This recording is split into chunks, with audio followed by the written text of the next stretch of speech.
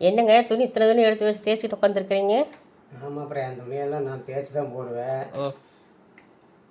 8 ரூபா சம்பளம் வாங்கும்போது ஒரு ஒரு துணிக்கு 1 ரூபா கொடுத்து தான் தேய்ச்சேன். இப்போ சொந்தமாக வாங்கிட்டோம், அதனால் சொந்தமாக தேய்க்கிறோம். ஏன் தேய்க்கலன்னா போட்டால் பிடிக்காதோ?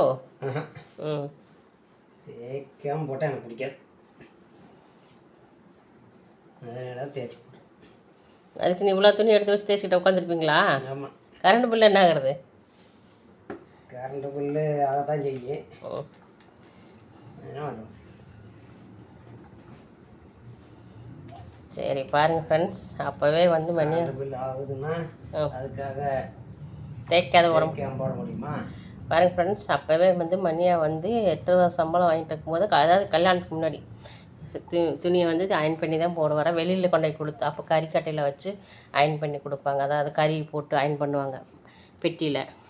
இப்போ வந்து வீட்டிலே அயன் பண்ணி போட்டுக்கிறாரு. ஏன்னு கேட்டிங்கன்னா, அன்றைக்கி கஷ்டப்பட்டார், வெளியில் கொண்டு போய் கொடுத்தாரு. இன்றைக்கி வந்து வீட்லேயே இருக்குன்னா துணியை எவ்வளோ துணி எடுத்து போட்டு தேய்ச்சிட்டு இருக்கிறாரு.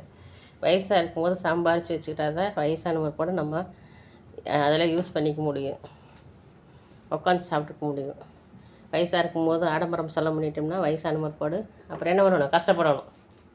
கரெக்டு தாங்க? ஆமாம்.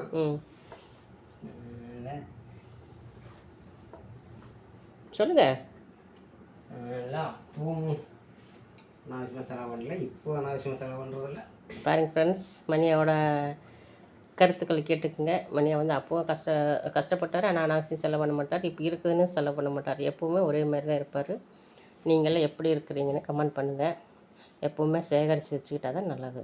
ஓகே ஃப்ரெண்ட்ஸ், மணியோட கேட்டிங்கள அவங்க பேசுகிறது பிடிச்சிருந்தா சப்போர்ட் பண்ணுங்கள், சப்ஸ்கிரைப் பண்ணுங்கள். பை.